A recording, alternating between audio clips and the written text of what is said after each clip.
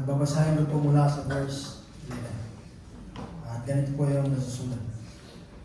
So setting sail from Troas, we made a direct voyage to Samothrace, and the following day to Neapolis, and from there to Philippi, which is a leading city of the district of Macedonia and a Roman colony. We remained in this city some days. Verse 13 po, sabi po. And on the Sabbath day, we went outside the gate to the riverside, where we suppose there was a place of prayer. And we sat down and spoke to the women who had come together. One who heard us was a woman named Lydia from the city of Thyatira, a seller of purple goods, who was a worshiper of God. The Lord opened her heart to pay attention to what was said by Paul. And after she was baptized, and her household, as well as she urged us, saying, if you have judged me to be faithful to the Lord, come to my house and stay. And she prevailed upon us. Let's pray. Heavenly Father, once again we thank you, God, for this afternoon that you have gathered here to hear thy word preached. Lord, we pray that the Holy Spirit siya pong patuloy na mangusap sa amin. Ikaw po, O Diyos, ang tuloy na may hayag sa mga salita ng aming pag-aaralan. We pray, O God, at ang mga matutunan namin sa hapon na ito, hindi lang maiwan sa buwan na ito, bagkus pauwi namin to call us for your witness ay makita sa aming buhay, Panginoon, tuloy nga kami ay iyong anak ko, God. Lord, muli sa namin tinatalubirin ang aming pagbubulay-bulay ng iyong salita. Po ang panalangin sa pangalan ng Jesus. Amen. Tayo po ay makakaupo.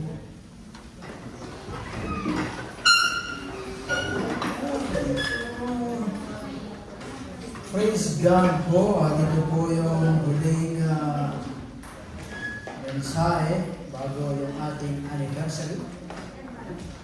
Yung ating anniversary ay sa susunod na linggo, 23rd of February. Nagaganapin po doon sa Hyatt Hotel, doon sa may Dera, malapit sa Union, mga 12 hanggang 4. Invited po ang lahat at mag-invite po kayo ng iba. So that ma-relieve po nila yung pagpapahayag ng salita ng Panginoon. At tayo po ay nagpupuri at nagpapasalamat sa Diyos. At apat po yung baptize po kanina. Si Dave, si Wayne, si Ate Veronica, at si Kuya Primo. Wow, congratulations!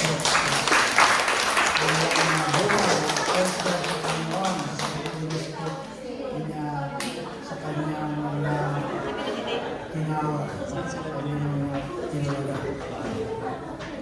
At tayo po ay magpapatuloy sa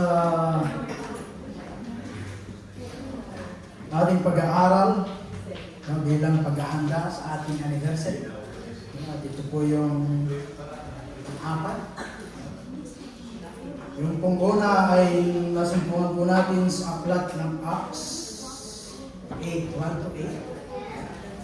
Kaya po ng talubilin o command ng ating Panginoong Jesucristo sa Matthew, pag-isa na yung verse, go and preach the gospel to all nations, baptizing them in the name of the Father and the Holy Spirit, the Son and the Holy Spirit, and I will be with you to the end.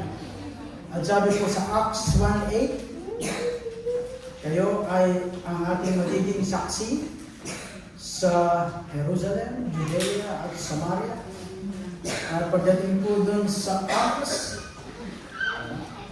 8, 1 to 8, hindi lamang sa Jerusalem na ihayag ang mabuting balita, pagkos sumabot ng Judea at Samaria na siyang nabanggit po dun sa Acts 1:8. At ito ay naganap. At yung mga karugtong po na ay itong mga karugtong na mga pangyayari. Lumaganap po yung Ebanghelyo. No? At paano lumaganap sa Judea at Samaria. Nakita ko na yung persecution. At ang Panginoon ay gumagawa ng iba't ibang mga ways, pamamaraan para may palaganap yung mabuting balita.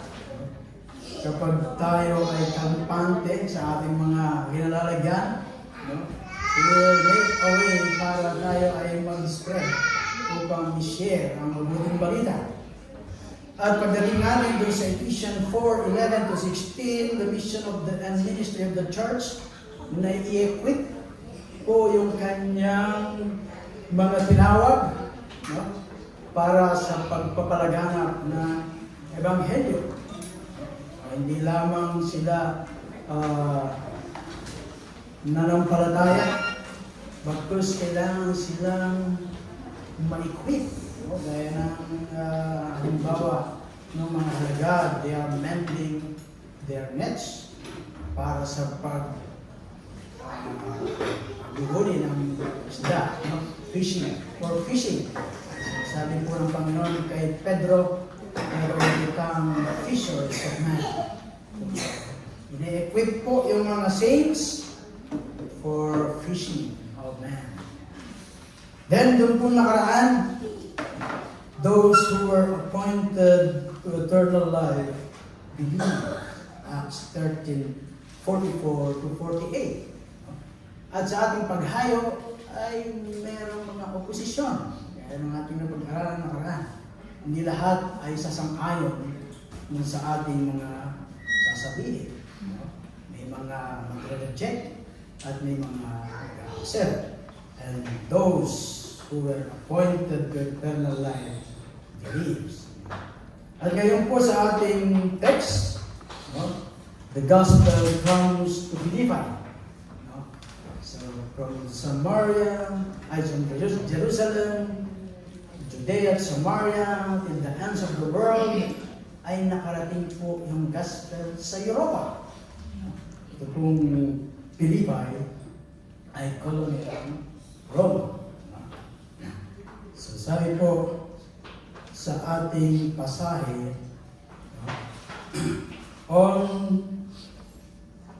on the Sabbath day, we went outside the gate of the riverside, where we supposed there was a place of prayer, and we sat down and spoke to the women who had come together. Sa verse 13 po yun. Ito pong si Apostle Paul at si Silas at ang kanyang mga kasamahan ay naparoon po sila sa lugar ng mga pagano. Pagan city, ito pong Philippi.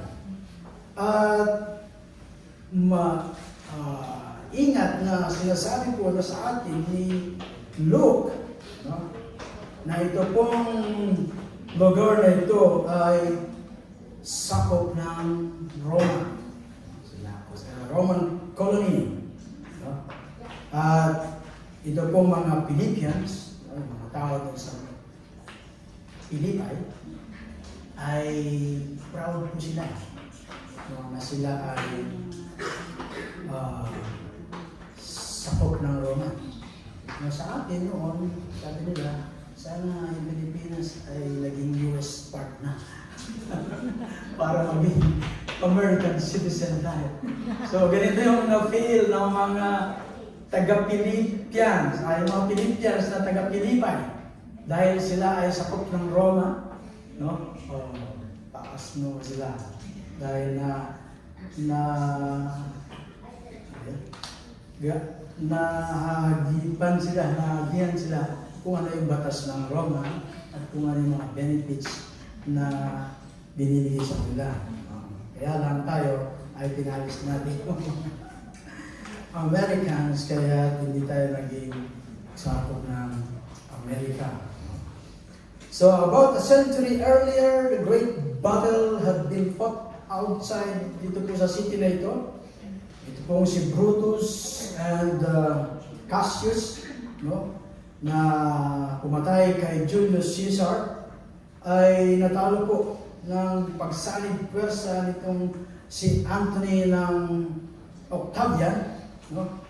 So later ito po ay naging Emperor Augustus.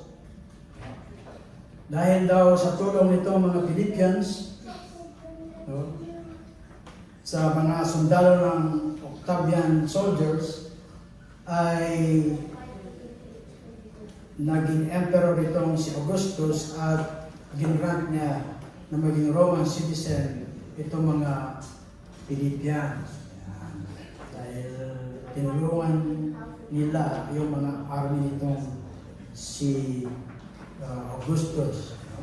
So ito pong city ay naging isang maliit na Rome, no, doon sa Macedonia. So yung mga tao dito sa mga, no, had all the rights of any Roman and were governed in the same way as Roman. They took great pride in the fact that they were a Roman colony located so far from the capital. At noong si Apostle Paul po, si Silas at yung kanyang mga kasamahan ay dumating doon sa lugar, ay nagkaroon sila ng problema kung paano simulan yung Christian work dito sa pagan lugar dito. Marahil yung ibang mga Kristiyano ay takot pumunta sa lugar na hindi pa sila naparoon dahil sa ganitong sitwasyon, no? Kaya yung iba bago pupunta sila doon sa mga lugar ay pinag-aaralan nila ang kanilang mga kultura. Mahirap pag dumating ka doon, nakagawa ka ng labag sa kanyang kultura, mabutin mo ay pugot. Meron mga lugar na bawal hipuin yung buhok ng mga leader nila. Meron naman mga lugar na bawal pasanin ng bata. Kaya meron pag-aaral ng mga culture bago sila tumungo doon sa mga lugar na kanilang hayungan o ng mabuting balita. At ano yung makikita natin na kanilang gagawin dito sa paganong sunod na ito, na hindi pa sila naparoon first time ng kanilang pagpunta rito. Paano sila magsisimula sa pagpalagana ng Ebanghelyo? So alam natin na hindi problema ito kay Apostle Paul. Sapagkat itong si Apostle Paul ay alam niya ang kanyang gagawin. Sa mga lugar na kanyang pupuntahan ay isa lamang yung kanyang pasimula. Simply proclaiming the message about Jesus. Simply proclaiming the word about Christ. Yung ginawa ng ating Panginoon Kristo, yung kabutihan ng Diyos, doon siya nagsisimula. Saan man siya matungo. So at dito, sa istorya nito, ay inihahayag niya yung istorya ng ating Panginoon Kristo na merong isang tao, no, na namuhay ng kamanghamanghang buhay at pagkatapos siya ay pinako sa krus doon sa siyudad ng Jerusalem. Ganun nagsisimula si Apostle Paul. Kinukwento niya yung mga kaganapan patungkol sa ating Panginoong Kristo at ito daw ay napaka-dramatic series of events. At pagkatapos ay dadagdag pa niya, no, na hindi lamang siya namatay, pinako sa krus namatay, kundi siya ay hindi na natiling patay. Siya ay nabuhay, no? Siya ay nagpakita ng 40 araw doon sa mga witnesses, no? Na kita nila siya, nahawakan at nakasama niya silang kumain, no? At ito ay kamanghamanghang mensahe, no? At pagkatapos ng ganitong pagsalaysay, no, yung mga disipulo ay dinescribe nila kung ano yung implication nitong kaganapan na ito. No? Sabi nga, how this fantastic series of events was designed to enable God to meet the needs of the human heart. No? Para ma-meet ng Diyos yung pangangailangan ng human heart. Yung kanilang search for meaning ng buhay. Yung relief from guilt, for deliverance from bondage to habit which limit and frustrate. At ang lahat ng bagay nito kapag na-explain, no, immediately maraming mga makikinig. At dito, sila Apostle Paul ay hininga nila kung saan magsisimula. Sa maraming pinupuntahan nilang mga lugar, ay sinisimula nila yung pagpapahayag ng Ebanghelyo dun sa mga obvious na lugar, no? Yung mga natural place, no? Sila ay nagtutungo sa mga sinagoga, na kung saan nandun yung mga religious people, nagkakatipon-tipon, no? Yung mga may alam patungkol sa Diyos, no? Yung mga pinupuntahan nila una, itong nila Apostle Paul at yung kanyang mga kasamahan, yung mga lugar na kung saan nagtitipon yung mga religious people na may alam patungkol sa Diyos mula sa banal na kasulatan. No? Subalit, dito sa Pilipay, no, na isang paganong syudad, no, makikita po namin dito na ilan lamang yung mga Jews at walang sinagoga. Wala pong sinagoga dun sa Pilipay.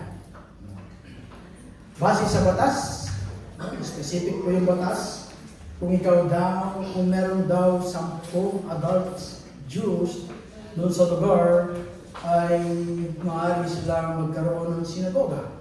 No? At kung wala naman, ay nagpo-provide sila ng lugar kung saan sila ay magkakaroon ng prayer meeting, at itong lugar na ito ay sa tabi ng ilog. Sa tabi ng ilog. Kung nanonood kayo ng mga dala-dala, dahil ang title ng mga series na yan, sa tabi ng ilog, merong pangkalan. So in Pilipay, there was no synagogue from which to start. Kasi yun ang ginagawa nila. Mapasok sila sa mga sinagoga, naghahayag ng mabuting balita. Pero hindi po ito yung nangyayari, nakagaya sa nangyayari ngayon. Yung iba ay pumupunta sa mga churches upang mag-fishing ng mga na-fish na. Sila hindi. Noon. Pero ngayon, tawag yan, nag-fish dun sa, sa aquarium. Nung po hindi gano'n, mag-fish nila. No? But, na kung saan daw na merong mga nawalang sinagoga, yun nga ay meron silang lugar na pananalanginan. No? At ito usually ay by the riverside. Kung kaya na itong si Silas, si Paul, si Timothy, si Luke at yung kanyang mga kasama ay naglakad along the riverside. So sa first day ng Sabat, no? Doon sa Pilipay, gaya ng ating text. No? And on the Sabbath day, we went outside the gate to the riverside, no?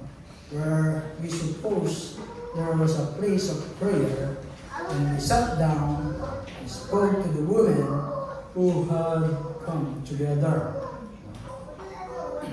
So, sila po ay natuwa dahil nakasumpong sila ng grupo, no, ng mga Jews na nandun sa riverside na nananalangin. But nadismaya po sila. Bakit? Kasi babae lang ang mga nandun. Walang mga lalaki. Dito lang may lalaki. Bilang. Mga babae, yung kanilang nakita. So medyo nadismaya. But okay na rin dahil meron. May nagtitipon. No? So yung gospel, sabi ko nga, entered Europe through a woman cloud.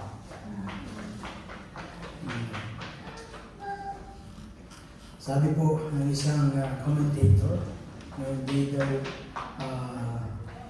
natin marahil alam, that a very promising beginning itong naganap dito sa lugar ng Pilipinas.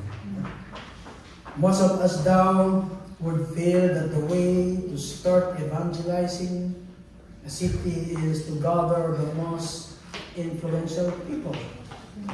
At kapag sila ay nabahaginan mo, tumanggap at nanampalataya sa ating Panginoon sa Kristo, marami yung tatanggap dahil may influensya sila.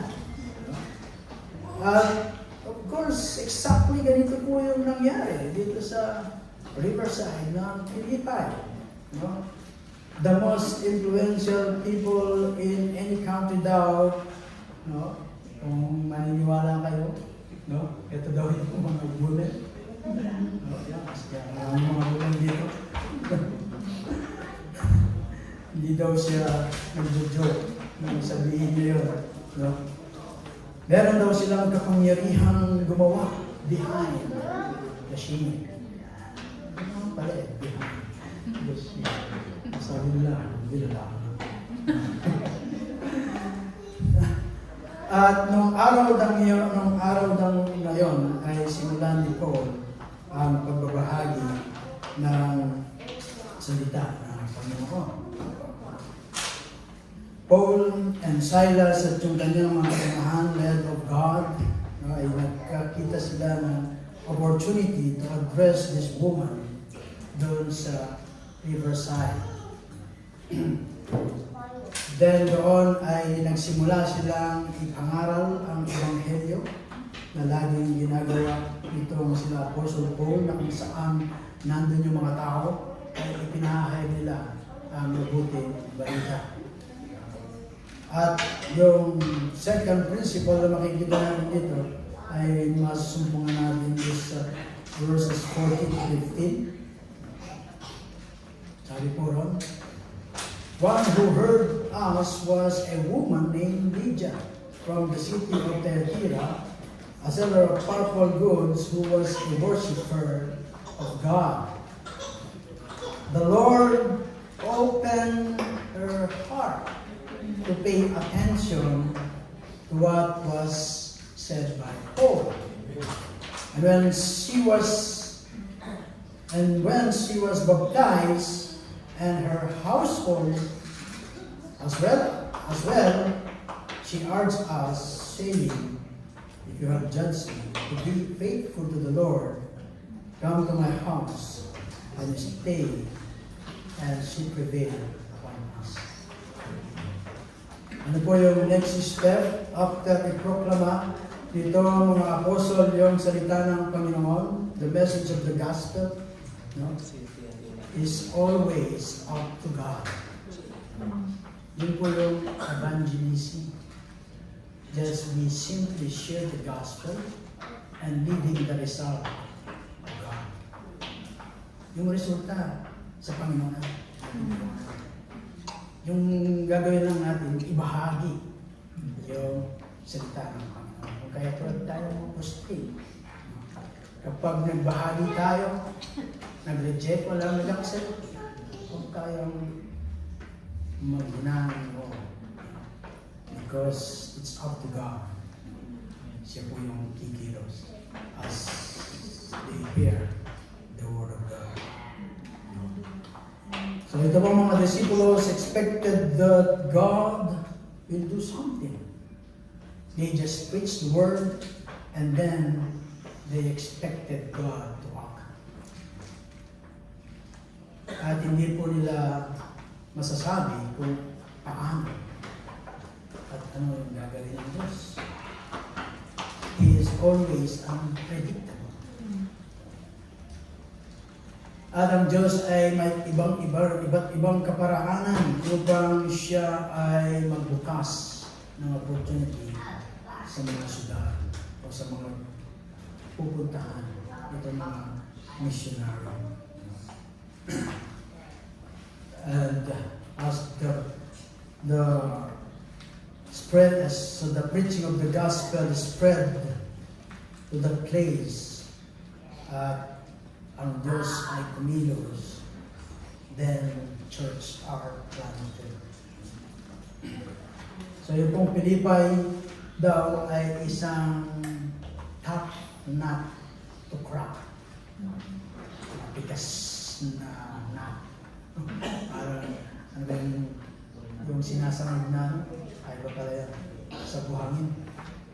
Napakatigas. Like a tough nut to crack. And so God ay nag-employ siya ng iba't ibang mga pamamaraan para mabuksan yung gawain sa lugar. So sa ibang mga lugar daw, he needs only one method or ways. And there are yet others sa iba't ibang lugar. Depende siguro sa lugar. But dito, makikita natin kung anong ways ang ginawa ng Panginoon. He has prepared man and woman doon na naroon dun sa pananalangin nila doon sa riverside. Na yung kanilang mga puso ay handang mag-response at tumanggap doon sa paghahayag ng Ebanghelyo. At isa na rito, si Lydia. Such a woman was Lydia, who was already a worshiper of God. Isa siyang businesswoman, no, nagbebenta ng mga purple goods, no, who handled the purple dye for cloth, which was so valuable nung daw kapanahonan na yon. Mga ilang libong share ang kanyang kukunan ng dye bago makapag-dye daw ng isang maliit na pera. Pero napakamahal ng kanyang tinitinda. At may rich people lang yung nakakabili. So, she made a good living. Kasi mahal ng itubo. Diba? Pero yung Chinese, ayaw niya yung malaki tubo. Mabilis benta, ang gusto. Di ba, yung piso-piso lang, basta marami. Mabilis. But siya ay malaki yung puhunan, malaki rin yung tubo. So she had her own home. No? And it was large enough to accommodate Paul at yung kanyang mga kasamahan. Yung kanyang puso was ready, having been prepared by God. And she was led of God to be there and to hear. So, nandun siya sa tamang lugar, sa tamang oras. Yan. Tayo po ay nasa tamang lugar at nasa tamang oras. No? But the problem is, kita po natin dito. Ganun po yung nangyari doon. No?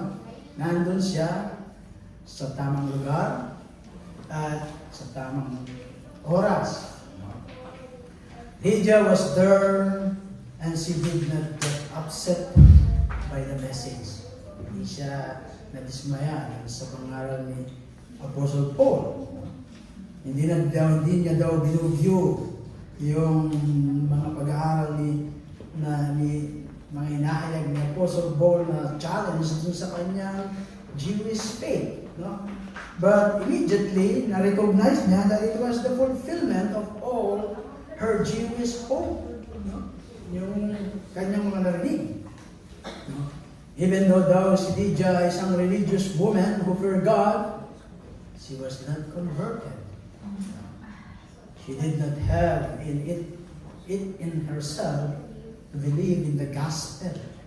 Kagaya din daw si Lydia, itong si Cornelius. Kung maalala niyo si Cornelius dun sa Acts 10. Siya ay mapanalangin, tulong sa mga matulungin at mabuting tao, but hindi siya converted. No? At ganoon din naman itong Ethiopian eunuch, no? Sa Acts 8:26, mabasa din po natin yun. Alam niya, binabasa niya yung Biblia, subalit hindi niya maunawaan. Kaya si Philip ay hinudjok ng walang espiritu upang ipaliwanag sa kanya. At hindi kanyang maliwanagan, siya ay ng palataya at maniwala, no? At nagpabautis. Sila ay mga mayaman at may influensyang tao. No? But they were unhappy. Hindi po sila masaya. Maraming mayaman na hindi masaya. Kaya ayaw kong imaman na lagi lang masaya. Kasi yung problema mo yung seguridad mo. Yung problema yung babayaran. Kung paano mo gastusin yung ano. So, hindi sila masaya. No? They were chosen from all eternity to be saved and will not find true joy until they were saved. And God, sabi po sa ating pasahe, opened our heart to respond to the things spoken by Paul. Verse 14.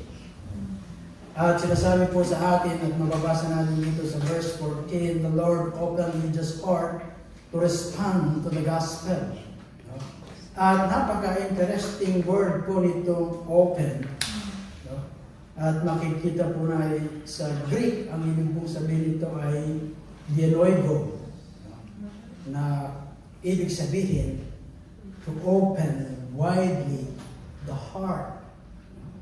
Pinuksan ng malawak yung puso nitong si Lydia, no? Sa madalit sabi, this was not just a little bit of interest. Hindi lang may konting interest yung na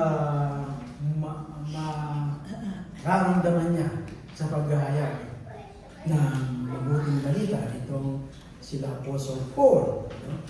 The Lord opens Lydia's heart wide, giving full entrance for the gospel. No? As Paul preached the gospel, si Lydia raw ay hindi natutulog. No? Hindi siya yung bahala na. No? Yung kung ano sabihin nila, basta ako may ibang ginagawa. No? Hindi, ganun si Lydia. No? They are ordained from eternity to be saved. She was holding on the very word Paul had to say about Jesus Christ and his death, burial, resurrection, ascension, and crowning as a King of Kings and the Lord of Lords. No?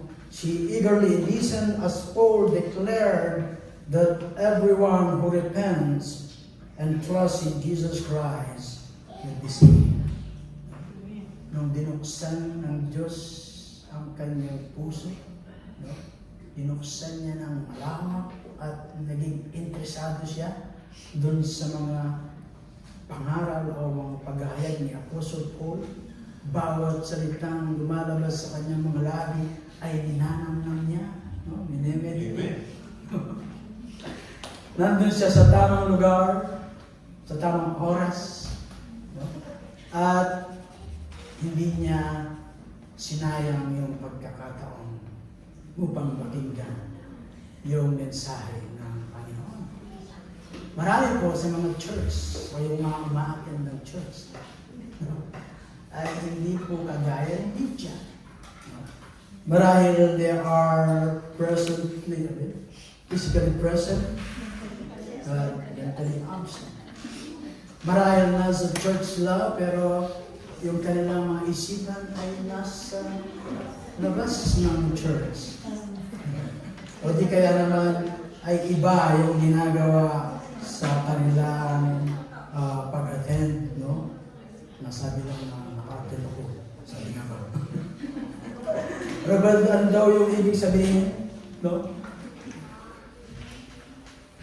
Open one's heart to the gospel. No? Ang ibig sabihin, it means God makes a person alive spiritually. Alive spiritually. Ano po yung sabi ng Ephesians 2:1? We are dead in our trespasses and sin. God regenerated Lydia, making her sensitive to God. Amen. We pray that the Lord, especially yung mga batang tamang Christian sa Panginoon, will open their heart, para magkaroon sila ng sensitibo sa salita ng Panginoon. All people are dead in trespasses and sin, and unless God raises them up, they cannot repent or believe in the Lord Jesus Christ. Ito pong si Luke ay ginamit na rin itong salitang dialogo doon sa kanyang gospel, doon sa Gospel of Luke, chapter 24, sa mga verses 31, 32, and 45. When he speaks about God opening the eyes of the two disciples doon po sa road of Emmaus. God opened the scripture to them by opening their minds. At ito po yung trabaho ng Banal na Spirit. Unless the Holy Spirit of God works in us, we will go to sleep when the gospel is proclaimed. Unless na hindi tayo ilusin ng Banal na Espiritu, ay inaantok lamang tayo habang ako'y nagsasalita dito. I pray the Holy Spirit will touch each every one of us para naman hindi ako tulugan. You will hear the gospel, but it will not do anything to you. But when the Spirit works in you, you will want to believe, you will want to repent, and you will want to trust. You want to trust in Jesus Christ alone for your eternal salvation. Doon po sa mga Thessalonians, ganun po yung kanilang response. Yung sabi ng sinulat ni Apostle Paul, no, habang kanya inihayag ang mabuting balita. Sabi po ni Paul doon sa 1 Thessalonians 1:6, you became imitators of us and of the Lord in spite of severe suffering. You welcomed the message with a joy given by the Holy Spirit. At before po ng verse 6, sabi po sa verse 4, for we know, brothers loved by God, that He has chosen you, because our gospel came to you not simply with words, but also with power, with the Holy Spirit, and with deep conviction. The gospel comes to us in word, that Jesus Christ died, was buried, raised from the dead, ascended into heaven, made Him King of Kings and the Lord of Lords, God-man, the only Savior. This is the gospel of Jesus Christ. And if the gospel does not excite you, you must conclude that you are not saved. kapag hindi tayo na-excite sa gospel, maybe we are mature. Why? Because the gospel will give us great joy. It is good news, hindi mo ba? Hindi siya mabuting balita kapag masama ang dating sa atin. It will change our mind. It will change our emotions, our love to God. It will change our heart, mind, and soul, and strength. So, kung saan daw niyayag yung mabuting balita ng ating Panginoon Kristo, some people's heart are open. They understand and receive the gospel, while others remain blind and more hardened than ever. Mababasa po natin sa 2 Corinthians 4:3-4, and even if our gospel is veiled, it is veiled to those who are perishing. The God of this age has blinded the minds of unbelievers so that they cannot see the light of the gospel and the glory of Christ, who is the image of God. Satan blinds, but Jesus Christ opened our hearts, opened our eyes to see the glory of God in the face of Jesus Christ of the gospel. If God has opened our eyes, uupo daw tayo sa ating mga upuan, excited sa pakikinig ng salita ng Panginoon, at ninanamnam natin yung bawat salita na binibigkas ko. Binibigkas ng mga mamahayag ng salita ng Panginoon. Bakit? Because He is speaking about the consolation and comfort of the soul. Sa Matthew 13:11, sinabi po ng ating Panginoon sa Kristo sa kanyang mga disipulo, to you it has been given to know the secret of the kingdom of heaven, but not to them. It has not been given. Meaning, those who did not believe the gospel. At doon sa Matthew 13:23, sinabi rin ng ating Panginoon Kristo, doon sa kanya, doon sa parabola ng pag-asik ng seed. Sa verse 23, as for what was sown on good soil, this is the one who hears the word of God and understand it. He indeed bear fruit and yield. In one case, 100-fold, in another 60, and another 30.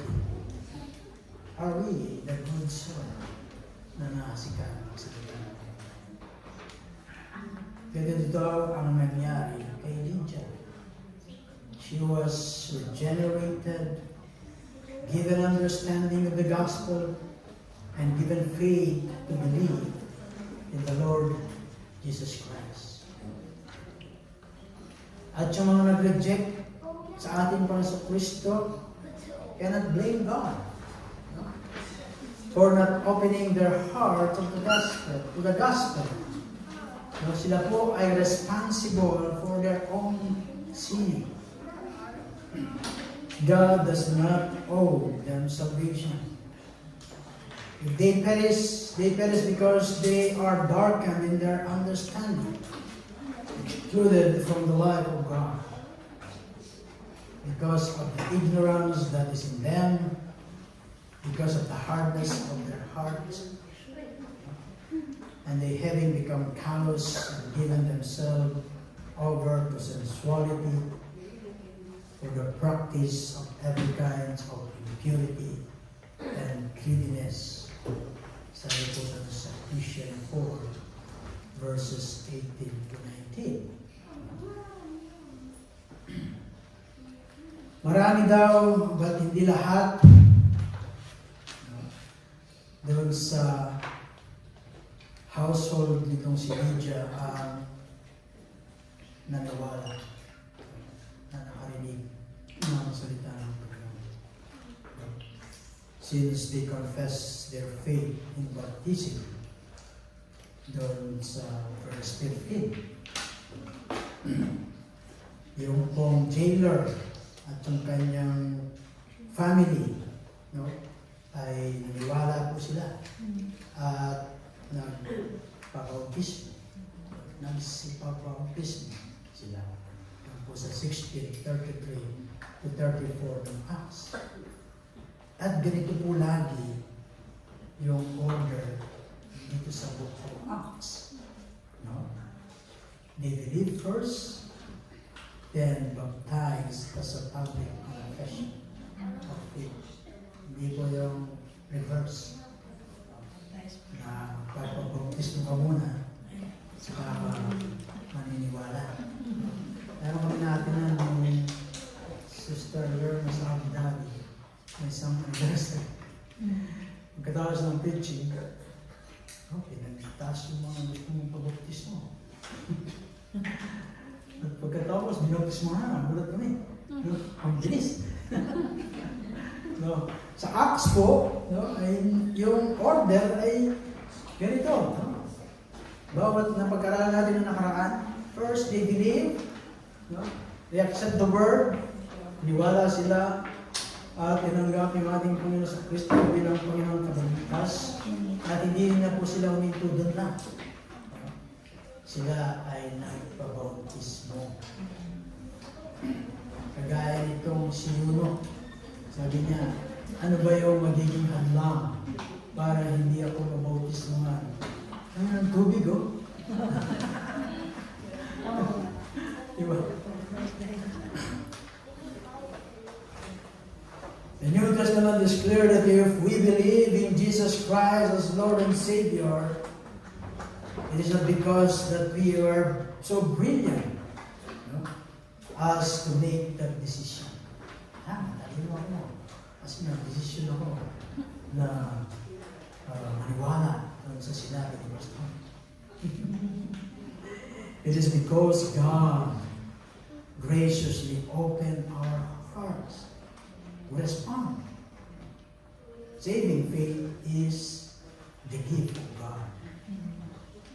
Acts 11:18, Ephesians 2:8 to 9. Yan, pag-ilipin yung verse. Philippians 1:9. Pagkatapos nilang maniwala sa gospel, ay sila po ay pinautismo. Ano yung nagiging hadlang? Sabi ng sa atin, marami na tumanggap, kayo at ang Diyos, ang makalang kahit ano sabihin sana ni Pastor. Ba't ano? Ang nakahadlang. Sabi, para kayo magpabautismo. Then, makita po natin doon, no? After Lydia's God opened her heart, He opened her home. Sabi niya sa ito na, 15. No? And after she was baptized, so naniwala siya, ninamnam niya yung mga sa pananalitan ng Apostle Paul patungkol sa ating Panginoon Kristo. No? Siya ay alive, spiritual alive, hearing the gospel of Jesus Christ. No? Then, siya po ay nagpabautismo and her household as well. And urged us, ito po ay ninanarik po ito ni Luke, no? Saying, if you have judged me to be faithful to the Lord, come to my house and stay. And she prevailed upon us. So Lydia believes in Jesus Christ and was baptized doon po sa Gangites River along with her household. Yung kanyang puso had been opened, and if your heart is opened by the Holy Spirit, everything else will be open also. Pag nabuksan daw yung puso, lahat ay nabubuksan. Your home, your pocket, and everything else na meron tayo ay mabubuksan. No? So, kailangan pa lang buksan muna yung puso. At kapag nabuksan ng Diyos yung ating mga puso, everything will follow. Ano nga po sa mga taga mga Macedonia, sa kabila, kailangan mga kahirapan, sila ay naggagalak na nagkakalaon. Why? Because first, they give themselves to God. So, nandun po yung immediate action itong si Lydia. Was offered the hospitality of her house dito po kina Apostle Paul at yung kanyang mga kasamahan. At maraming pasahe po natin nakikita sa Bible, no? Na kung si Apostle Paul describing the Christian character, sabi po niya sa mga Christian, should be given to hospitality. Romans 12:13. Ganoon din po si Apostle Peter, urging Christian duty upon his convert. He tells them, practice hospitality. Hindi po siya uminturo. Ungrudgingly to one another. Hirap. Practice lang yung hospitality. Tapos pagtalikod ay nagre-reklamo. Practice hospitality ungrudgingly. Sabi po ni Apostle Peter to one another. 1 Peter 4:9. Christian home is one with an ever open door. The needs of Paul and Silas at yung iba po niyang mga kasamahan ay na-met po by God through Lydia. Kaya yung mga ibang pumunta sa church na mag-mission ako. Pero bigyan mo ko na ng ganito, kasi wala akong bagawin. Thank you. Yung pong paggawa sa Panginoon, you do first yung service sa Panginoon and God will provide. Amen. Yun po yung order. Hindi yung mag-release tayo ng pan para siya ay may natin sa ganito. Yung pong sa panahon nila, they will go, preach the gospel, and God open people heart so that may supplier po yung kanilang mga pangangailangan. Ito po yung isang example para sa mga missionary ng Panginoon. Through Lydia, a Gentile woman who became the first believer in Europe,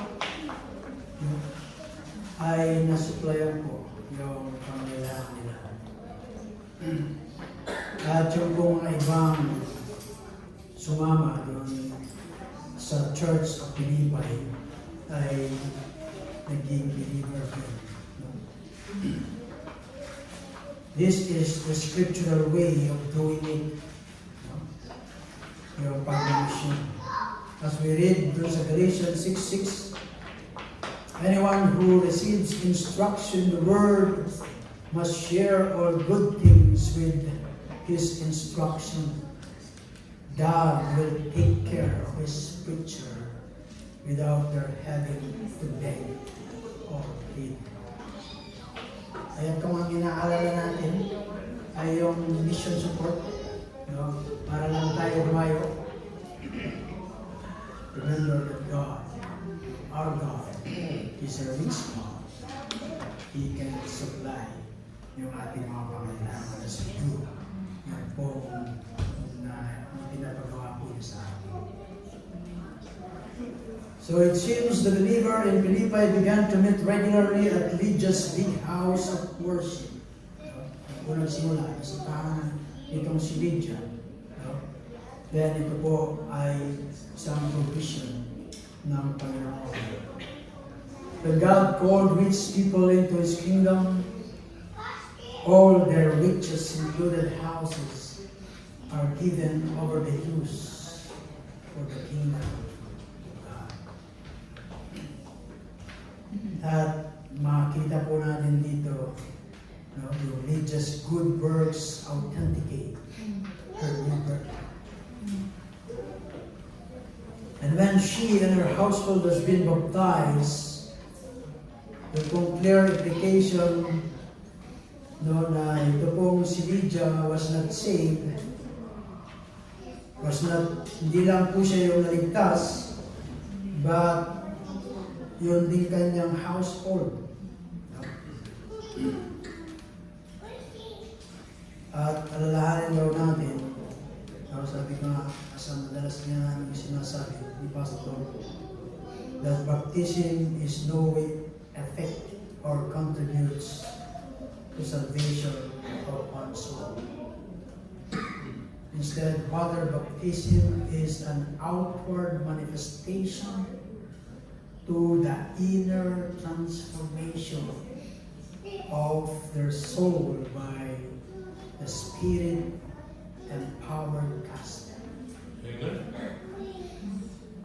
So, madalit sabi, water baptism is an outward sign of an inward work of grace. So yung pong reference na household, hindi po ibig sabihin na automatic save po sila dahil na-save si Lydia. It means that the impact of her conversion was strong, that those over whom Lydia exercised influence were likewise convinced of the truth of the gospel, at sila din po ay naniwala, sumampalataya, at sila po ay nagpabautismo. Hindi po package din ito. Kapag save yung tatay at nanay mo, save na rin yung mga anak. Hindi po, yung pong salvation is personal. Hindi po pwedeng sabi. It's personal. Yung pong salvation. At marahil daw ay kasama rin dito yung kanyang immediate family, yung kanyang extended family, even yung kanyang mga servant. Isa lang ang pinrepare ng Panginoon doon, then ginamit siya at marami yung naniwala at nagsananampalataya at nagpapabautismo. Doon po yung evidence of genuine conversion. The Lord had opened her heart, and now Lydia opened her home. Ako, Pastor, kung wala akong home. Di ba? Maghintay ka. God will provide your home. Mainitin kasi tayo. She urged, saying, if you have judged me to be faithful to the Lord, her immediate hospitality reminds doon po sa James, illustration po ni James, doon sa genuine saving faith, na itong kay Rahab, the harlot, James 2:25, at sa mga susunod na verse. In the same way, was not Rahab the harlot also justified by works when she received the messengers and sent them out by another way? Lydia's offer of hospitality was reflective of the truth of Ephesians 2:10, that we are His workmanship, created in Christ Jesus for good works, which God prepared beforehand, so that we would walk in them. Sa madaling sabi, ito po yung evidence of her conversion. Merong ebidensya. Hindi yung sasabihin ng katabi mo sa room, ay, Kristiyano ka pala. Hindi halata. But dito, merong evidence. ng conversion itong si Lydia. May ebidensya. No, may ebidensya. No.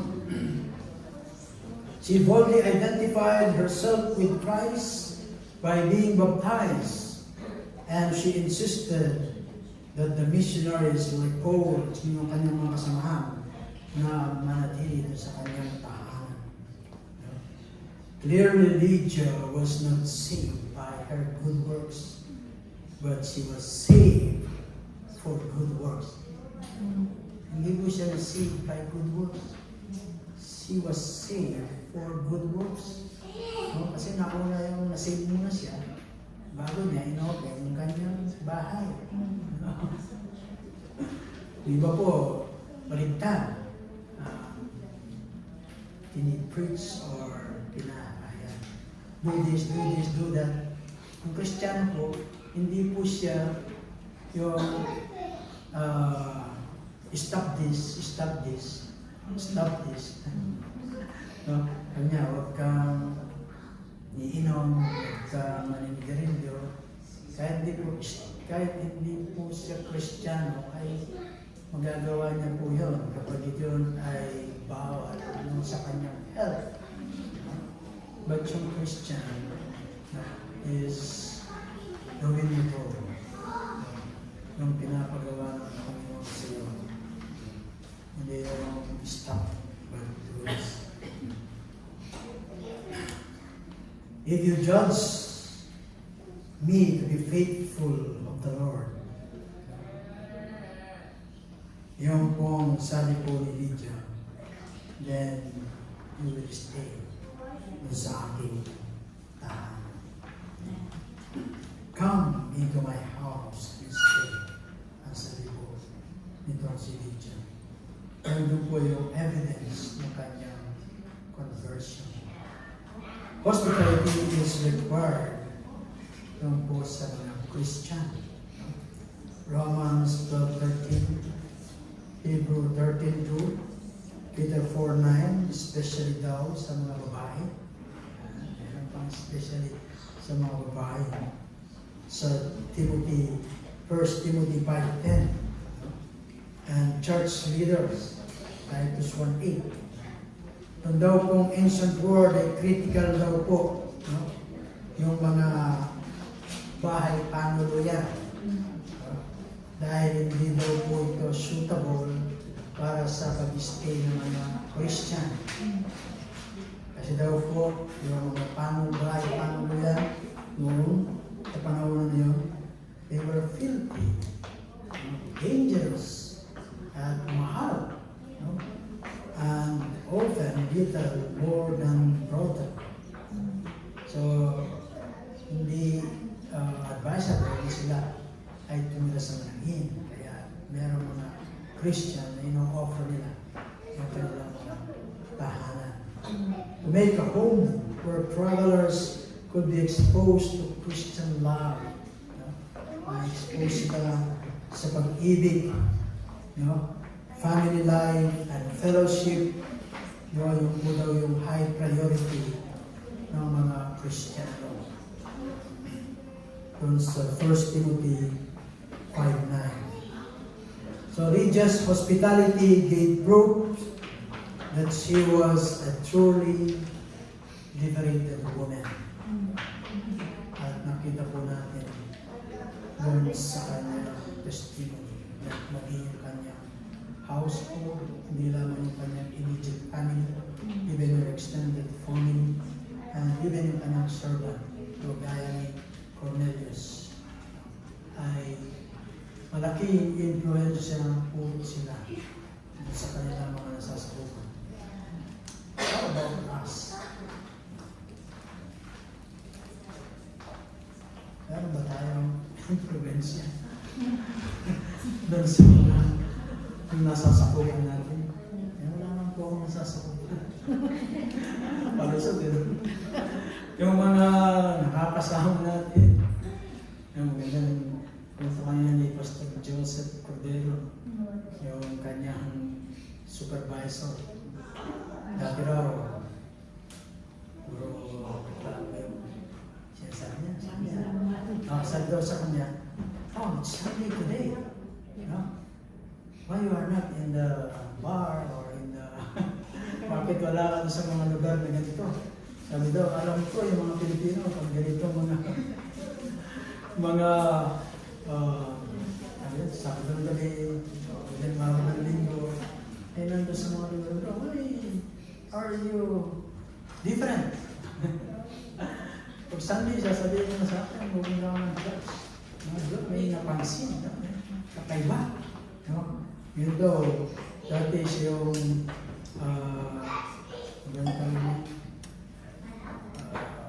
lagi daw reklamo. So ngayon daw, siya na yung nagyan sa kanya. Dati problem, money. Ngayon daw, problem na money, but we need money. Hindi na problema yung pera, pero kailangan ng pera. Siguro dati, iba yung pagkakawan. No? Only money, work money. So, merong napansin, merong influensya na kita sa ating gusto. Sa ating lahat. Ano yung makita natin? Makita nila sa atin na madala natin sila sa Panginoon. Malaking halimbawa po dito, si Lydia. Sinabi sa ating pasahe na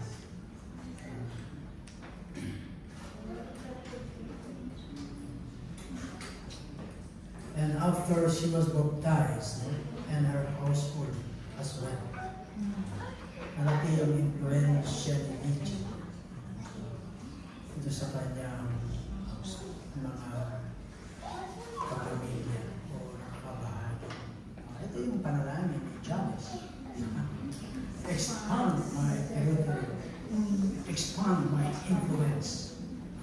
Ito ba yung panalangin din natin sa Panginoon? To expand our influence, that people may see how God opened our hearts and how He responds dun sa mga salita. Hindi lang natin dinidinig pagkas may pamumuhay pa natin yung mga salita. Maaaring ma-memorize natin mula Genesis to Revelation. But truth na wala po sa hindi na-convert ng action is useless. Nasa isip lang. Hindi makita sa ating meron ka ilang verse lamang ba't makita sa iyong buhay? Ay makaka-influence ng mga tao. We pray that God open our hearts, especially those who have not yet response sa panawagan ng Panginoon. Every time may pagkahayag ng kanyang mga salita ay ilusin sila ng Panginoon siguro ng Espiritu, through His Word. Sila din naman ay mag-respond kagaya ni Lydia at ma-extend hindi lamang sa pamilya o sa mga tao nakakasama ng mga kahulog natin. So praise God po muli sa kanyang mga salita. At sa linggo na yung ating anniversary, At yung theme is evangelism and divine sovereignty for the growth of church. Kaya po nung sinabi ko that evangelism is simply sharing the good news, the gospel of the Lord Jesus Christ, and being the result sa Panginoon. Kung hindi po natin, kung hindi natin maibahagi dahil meron pa tayong mga kaba, invite po natin sila ng makarinig ng salita ng Panginoon. We are not, wag natin ilimit yung magagawa ng Panginoon gaya ng ginawa niya dito sa Riverside. Yun po ay Riverside lang. Ba't malaki yung ginawa ng Panginoon through dito sa mga nagayag ng kanyang mga salita. How much more kapag sila ay nasa bahay, panambahan ng Panginoon. So, invite po kayo ng inyong mga kaibigan, even mga mahal sa buhay, relatives. Invite po natin sila. At hindi po natin alam kung ano yung gagawin ng Panginoon sa kanila. Once they heard the gospel preached. So, praise God po. At tapos na yung mga pag-aaral natin sa preparation ng anniversary. After anniversary, ay ipatuloy na po natin ang ating series sa Acts. So, tayo po ay tumayo. Mag-close sa Panginoon.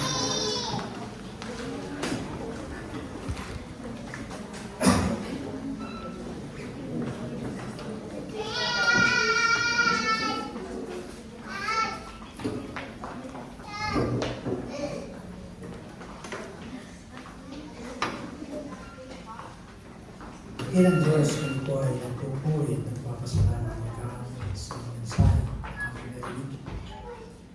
Lord, tunay nga po, Diyos, na Ikaw ang nagko-convert. Kami ang naghahayag. Lord, salamat Panginoon that you have given us this task, this privilege for us dahil naligtas Panginoon na may bahagi Panginoon ng Ebanghelyo ng kaligtasan ng bumulat sa aming Panginoon sa Kristo God. At ikaw po kikilos sa mga tao makakarinig ito na aming napag-aralan ng Lydia pa. What the apostles done is to preach the gospel. At ikaw po, Diyos, ang kumilos, bukas sa puso itong sila. At nag-response po sila. Siya po yung even yung kanyang household in a positive response po. Sila po ay naniwala at nabugis po. Nakita po namin yung evidence of kanilang genuine conversion. Lord, maraming salamat o God sa mga tao dinadala mo sa Iglesia. Jesus, we are divine. As we are watching o God yung magsa-celebrate yung 12th anniversary sa Sunday we pray o God sa bawat kaluluwang gathering mo Panginoon. We also prepare their hearts, open their heart to them to hear thy words. At kilusin mo sila, Panginoon, give them faith, draw them to Jesus, O God. And they will come in repentance and faith, accept the Lord Jesus Christ as their Lord and Savior. Even Lord, hindi pa sa panahon ng anniversary or even sa mga oras nito, Panginoon.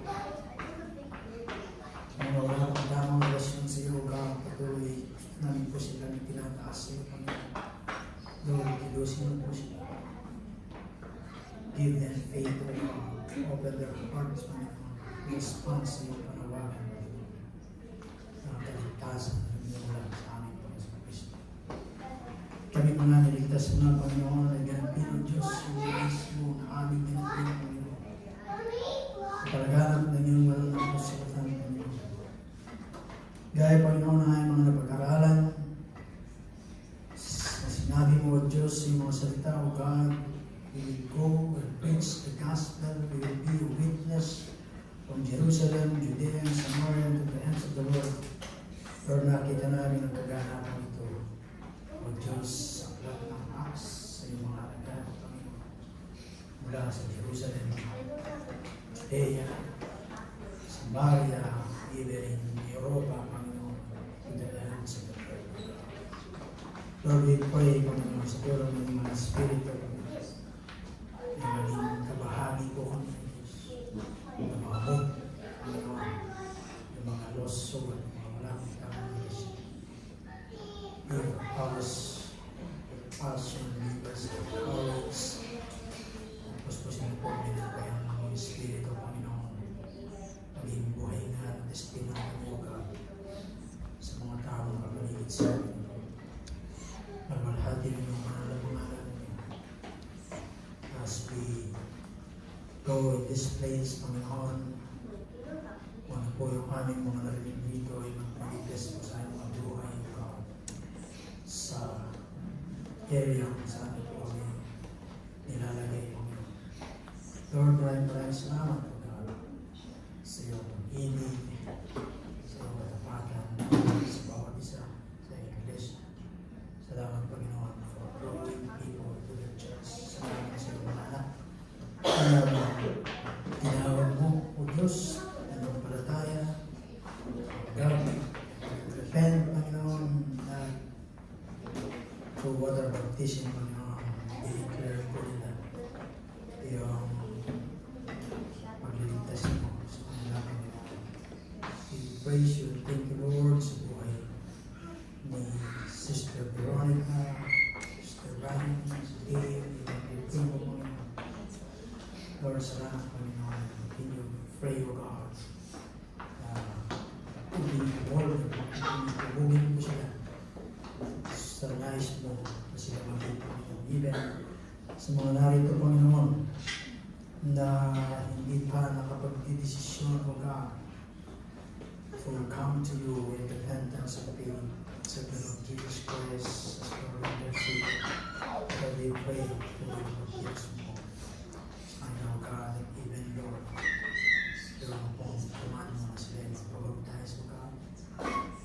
Lord, we pray, Panginoon, patuloy na pangusap mo sa kanila as they obey, Panginoon, yung command mo.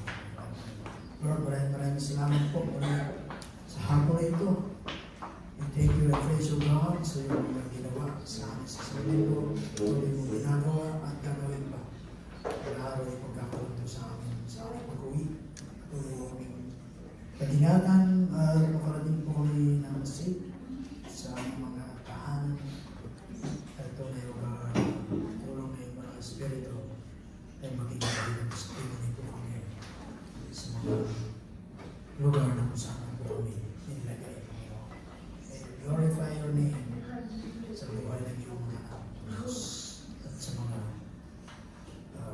gagawin po po namin sa mga sa inamin at tinatawag.